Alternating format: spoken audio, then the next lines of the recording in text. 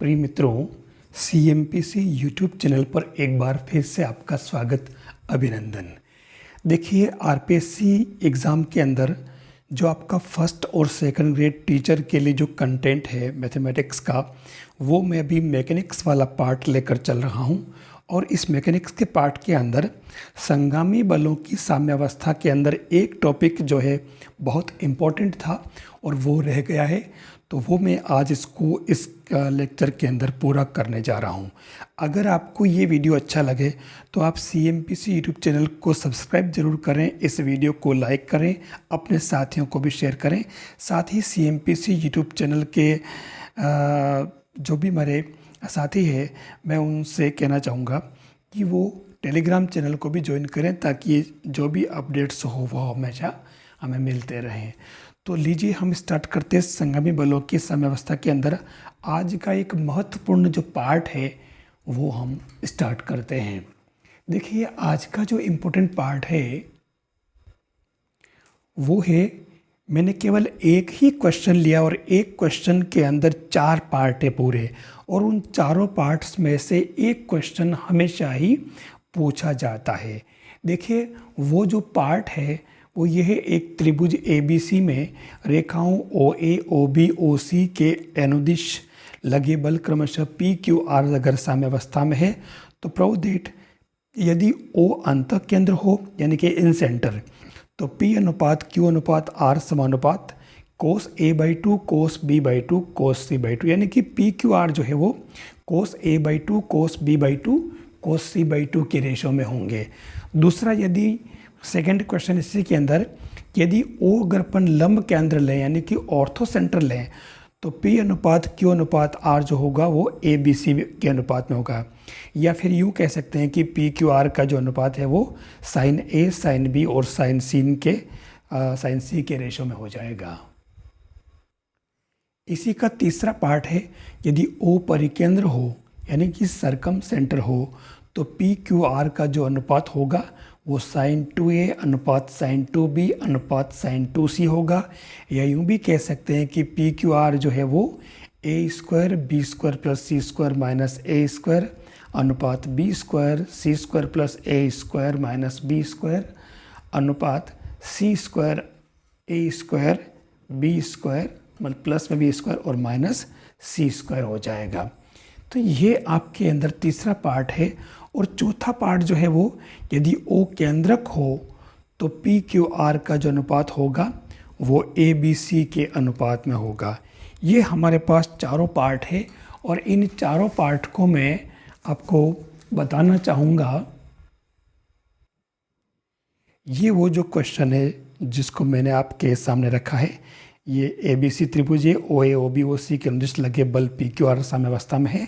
तो आपके पास में ABCD चारों क्वेश्चन है। ये अंतः केंद्र, लंब केंद्र, परिकेंद्र और केंद्रक, ये 4 पार्ट अगर इसके हैं तो चारों केस में हमारे PQR का रेशो क्या होगा, ये हमारे इस क्वेश्चन के अंदर दे रखा है और इसको अपन ले रहे हैं।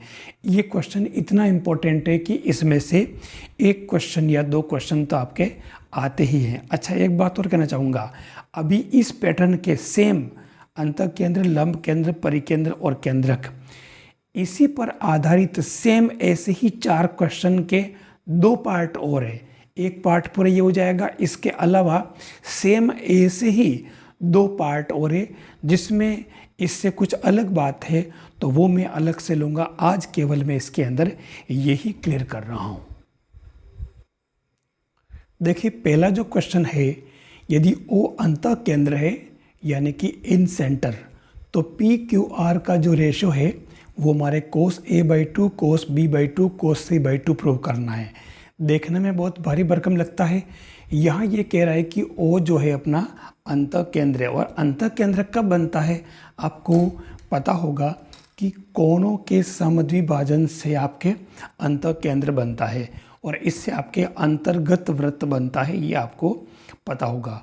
तो उस केस में ये जो कोण है आपका, इस कोण का जो है मतलब ये जो कोण है इसका आधा होता है, सीधी सीधी बात। ये यूँ पढ़ें या यूँ कहें कि अपने को पता है कि अंतः कोणों के अर्धकों का प्रतिच्छेद जो होता है अतः बी ओ सी, ये जो है ना बी ओ सी आपके क्या हो जाएगा, pi minus B by two plus C by two equal to 90 plus A by two. ये बात ज्योमेट्री से आपको समझ में आ जानी चाहिए कि जो बी ओ सी ये वाला कोण होगा वो pi minus B by two plus C by two हो जाएगा, क्योंकि आपको पता है कि इसके अंदर कोण ए प्लस कोण बी प्लस कोण सी इक्वल टू पाई होता है। तो ये अगर अपन B by two plus C by two को मैं एक साथ कर दूं तो उस केस में ये आपके क्या हो जाएगा, pi minus A by two. तो ये इस तरीके से आपके मतलब पाई माइनस ए बाई टू, तो उस केस में आपके ये अपने जो मैंने लिया है ये पाई माइनस ए बाई टू, और इसी बात को लेकर के हमने ये आपके दोनों तरफ बाई टू हो जाएगा। तो इस केस में आप इसकी जगह pi by two minus A by to put करें तो ये 90 प्लस ए बाई टू बचेगा। इसी तरीके से C O A equal to भी same pattern 90 plus B by two, और ए ओ बी जो हो जाएगा वो 90 प्लस सी बाई टू। अब हम ओ पर अगर लामी प्रमेय लगाएं तो P अपॉन P के सामने वाला कोण ये है, तो P upon sine 90 plus A by two equal to Q upon sine Q अपना ये है, तो ये लोग कोण लग जाएगा आपके, तो Q upon sine 90 plus P by two equal to R upon sine 90 plus C by two. तो देखिए पी क्यू आर का रेशो सीधा सीधा अपने cos A by two cos B by two cos C by two आ गया। बिल्कुल simple सा काम है। अब आपको ये सभी करने की ज़रूरत नहीं है, एग्ज़ाम में केवल और केवल आपको केवल एक पी के लिए देख लेना है। पी में जब आपके ये आपके 90 प्लस ए बाई टू बन रहा है, ये वाला कोण जो है आपके 90 प्लस ए बाई टू बन रहा है, ये अगर आपको पता चल गया है तो पी अपॉन यहाँ पे अपने आप ही कोस ए बाई टू बचेगा, और कोस ए बाई टू आ गया तो बाकी वाले sine cos B by two cos C by two हो जाएगा।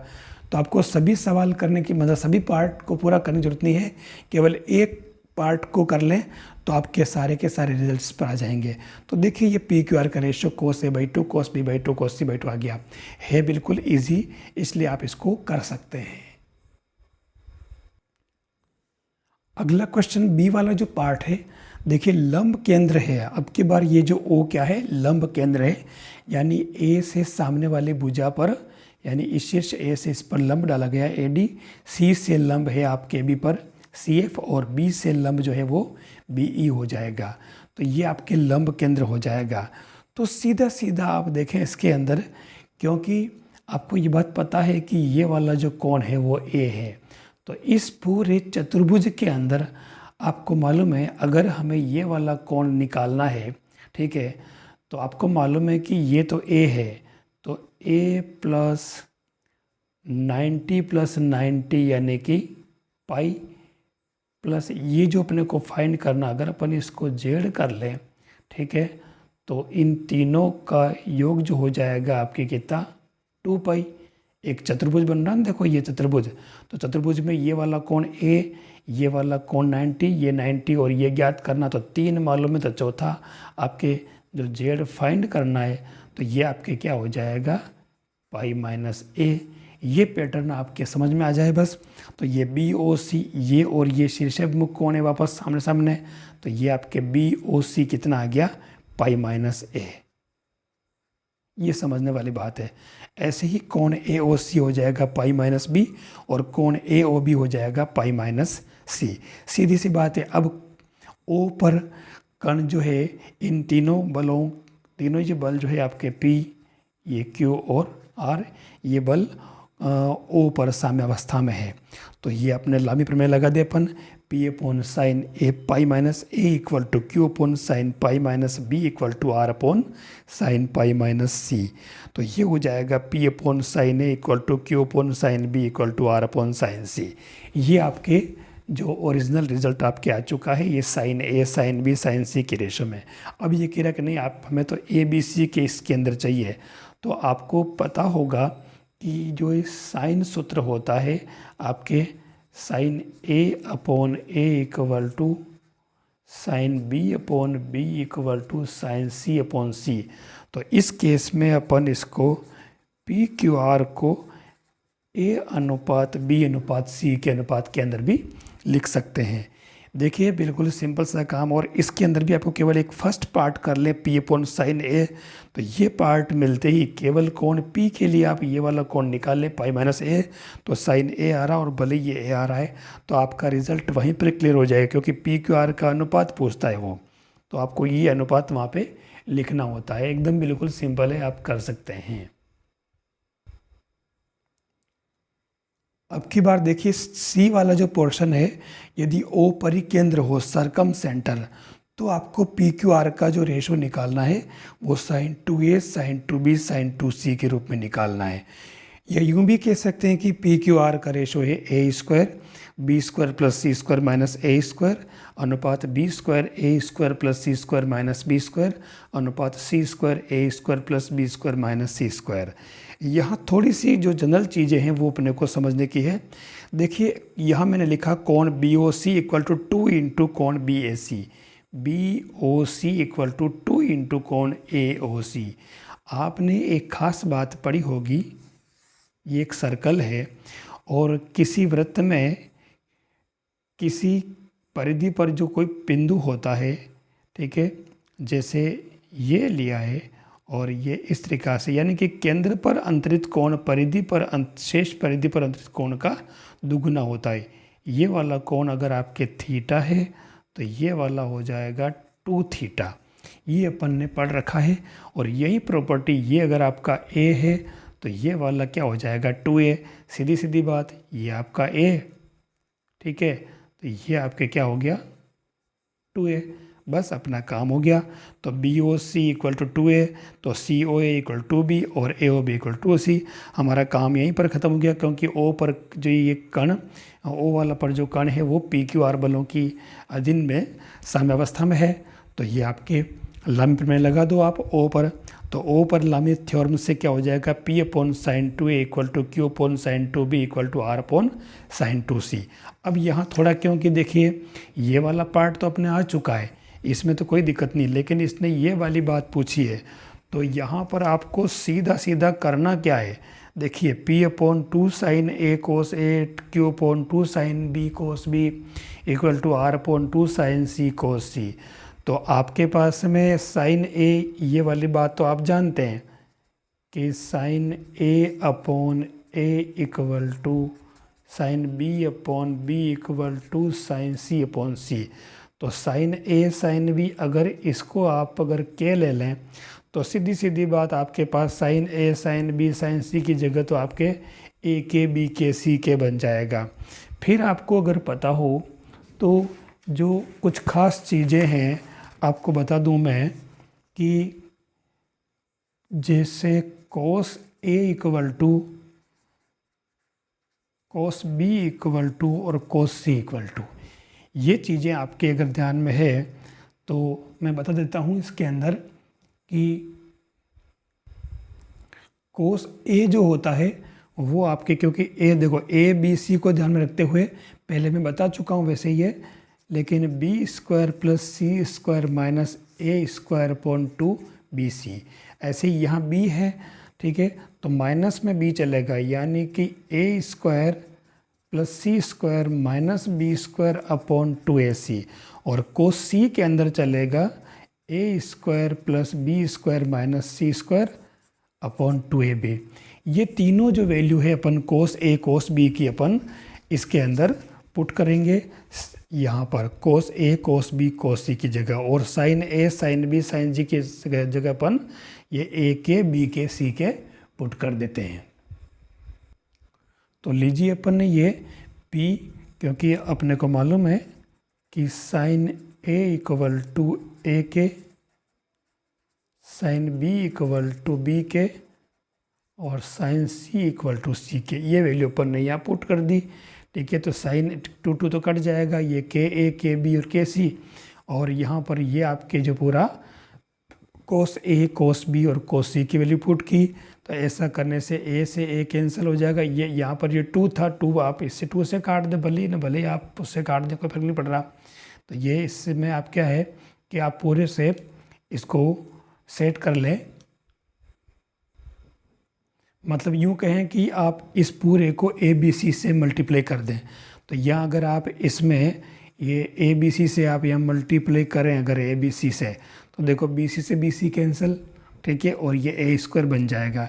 यहाँ बी से बी स्क्वायर बन जाएगा और ए सी से ए सी कैंसिल हो जाएगा। यहाँ सी स्क्वायर बन जाएगा, ए बी से भी कैंसिल हो जाएगा। तो देखो आपके ये पी क्यू आर जो है आपके जो अपने को जो रिक्वायर्ड रेशो पूछा है उसके अंदर ये आ जाएंगे। बिल्कुल ही सिंपल काम है। आप इसको थोड़ा सा, अच्छा मैंने पहले कहा कि ऐसे क्वेश्चन आपको पूरे तो करने होते नहीं है, खाली आप एक पोर्शन को कर लें तो आपको आंसर मिल जाएंगे।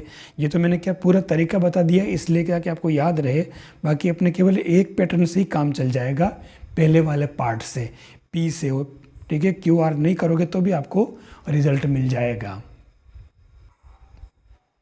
देखिए लास्ट जो डी वाला पार्ट है, डी वाले पार्ट में कह रहा है कि ये ओ जो है इसका केंद्रक है, ठीक है। अच्छा केंद्रक के बारे में आपको पता है, केंद्रक जो हमेशा अपन इसको जी से लिखते हैं, आपको पता होगा, जो हमारा त्रिभुज होता है और ये यहाँ से शीर्ष से इसका मध्य बिंदु को मिलाने वाली रेखा होती है वो माध्यिका होती है। ये इसकी माध्यिका हुई, ये इसकी माध्यिका हुई, ये मध्य बिंदु, ये मध्य बिंदु, ये इसकी माध्यिका हुई। अच्छा माध्यिका जिस बिंदु पर, तीनों माध्यिकाएं जिस बिंदु पर मिलती है वो आपका केंद्रक होता है ये। और आपको ये भी पता है कि केंद्रक जो है जो है वो माध्यिका को 2:1 के अनुपात में बांटता है। ये एक कॉमन चीज़ अपने को पता हो। अब हम बात करें इसके अंदर, अगर आप ध्यान से देखें, क्योंकि हमें पता है कि इसमें पूछा क्या है कि पी क्यू आर का जो रेशो है वो ओ ए, ओ बी और ओ सी के रेशो में होगा। सीधी सीधी बात इसने पूछ ली है। तो यहाँ आप देखो कि क्योंकि अपन जानते हैं कि ओ जो है वो तीनों माध्यिकाओं A D B E C F का प्रतिच्छेद बिंदु है। तो यहाँ एक खास बात देखने वाली बात ये है कि यहाँ त्रिभुज बी ओ सी, दूसरा त्रिभुज सी ओ ए और तीसरा त्रिभुज ए ओ बी, ये तीनों ही त्रिभुज ज्यामिति से सर्वांग सम होंगे। कॉन्ग्रुएंट वाली प्रॉपर्टी आप जानते हैं, तो ये सर्वांग सम होंगे, तो उस केस में इन तीनों का क्षेत्रफल भी बराबर होगा। और क्षेत्रफल का सूत्र होता है 1/2, ये इसके अंदर ओ बी, ठीक है, आधार, और ऊंचाई इसकी हो जाएगी ओ सी साइन, ऊंचाई वास्तव में इसकी जो यहाँ से ली जाएगी तो वो उसमें ओ सी साइन बी ओ सी से निकलेगा, ठीक है। थोड़ा सा ये यहाँ पर कॉम्प्लिकेट लग सकता है आपको, लेकिन आपको पता है कि ओ बी इंटू मतलब आधार इंटू ये इसकी ऊंचाई बनेगी। अब साइन थीटा लंब बटा कर्ण से कर सकते हैं, तो इससे आपकी ये ऊंचाई आ जाएगी। ठीक इसी तरीके से आपके सी ओ ए में 1/2 ये ओ सी आधार बनेगा और ये आपके ऊंचाई बन जाएगी ओ ए साइन कोण सी ओ ए। और तीसरा वाला त्रिभुज ए ओ बी जो है वो 1/2 आधार इंटू ऊंचाई यानी कि O A dot O B sine कोण ए ओ बी। ये हमारे इससे इक्वेशन बनेगा, हाफ हाफ से कट जाएगा। और आप सभी को इसमें क्या करें, यहाँ पर क्या करें, आप ओ ए ओ बी ओ सी से भाग दे दें, ठीक है। तो इसमें अगर आप भाग देंगे ओ ए ओ बी ओ सी का तो ये दोनों कट जाएंगे, तो साइन बी ओ सी अपॉन ओ ए बचेगा, ठीक है ना। ये ऐसे ही इसके अंदर ओ सी से ओ ए कट जाएगा और साइन सी ओ ए अपॉन ओ बी बचेगा, और ये साइन ए ओ बी अपॉन ओ सी बच जाएगा। इसको आप रिजल्ट 1 मान लें, ठीक है। अब हम चलते हैं आगे। हमारे पास जो लामी थ्योरम, क्योंकि हमारा जो पार्टिकल है वो कम इस बिंदु O पर है और O पर जो कण है वो कण पी क्यू आर तीनों बलों के अंतर्गत साम्यावस्था में है। तो O पर अगर अपन लामी प्रमेय लगाएं तो P अपॉन कौन सा बनेगा, कोण बी ओ सी। ऐसे ही Q के लिए बनेगा ये ए ओ सी, और इधर अपने R के लिए बन जाएगा ए ओ बी। तो ये चीज़ अपन यहाँ पर लामी थ्योरम में अप्लाई कर लेते हैं। तो O पर लामी प्रमेय से P अपॉन साइन कोण BOC equal to Q upon sine कोण COA equal to R upon sine कोण AOB। अब आपको पता है कि ये sine BOC, sine COA, sine AOB ये सभी हमने अभी पीछे निकाला है, वो OA, OB और OC के रेशो में है। तो ये हमारा काम ख़त्म हो गया। P upon OA equal to Q upon OB equal to R upon OC। तो ये PQR जो है ये OA, OB, OC के अनुपात में आ जाएंगे। देखिए ये चारों हमारे पैटर्न बिल्कुल इम्पोर्टेंट भी है और बिल्कुल सरल भी है। एक ज़माने में इसको स्टूडेंट्स रटा करते थे और रट करके याद रख के जाते थे, क्योंकि इनमें से एक अक्सर क्वेश्चन आते ही हैं, एक या दो। तो ये अब आपको रटना बिल्कुल नहीं है, आपको समझना है और पहले वाले पोर्शन से आपका काम हो जाएगा। P अपॉन OA आ गया तो Q और R के लिए OB और OC ही बचेगा, आप आराम से इसको कर सकते हो। तो मुझे लगता है आपको ये चारों क्वेश्चन अच्छी तरह से समझ में आ गए होंगे। अब आपको इन क्वेश्चंस को रटना नहीं पड़ेगा, चारों ही क्वेश्चन के लिए आप आराम से फर्स्ट पोर्शन करते ही आंसर निकाल सकते हैं। मैंने इसको बिल्कुल सिंपल तरीके से आपको बता दिया है, अब आप इसको कर सकते हैं। मुझे पूरा विश्वास है कि आपको ये वीडियो पसंद आया होगा, और अगर ये पसंद आया है तो आप इसको लाइक ज़रूर करें, CMPC यूट्यूब चैनल को सब्सक्राइब ज़रूर करें और अपने साथियों को भी शेयर करें, सभी को इसका फ़ायदा मिले। साथ ही आप टेलीग्राम चैनल जो है CMPC के नाम से उसको भी ज्वाइन करें, ताकि हमारे जो अपडेट्स हैं वो लगातार आपको मिलते रहे। एक बात बताना चाहूँगा, मैं बहुत जल्दी टेलीग्राम चैनल पर आपके क्वेश्चनर प्रिपेयर करूँगा और क्वेश्चंस की PDF जो मैं आपको सेंड करूँगा ऑब्जेक्टिव, ताकि आप उससे प्रैक्टिस कर सकेंगे कि कितने क्वेश्चन आपको उसमें आ रहे हैं, और उन क्वेश्चन की जो आंसर की है वो मैं नेक्स्ट डे सेंड करूँगा, ताकि आपकी प्रैक्टिस हो जाएगी। थैंक्स।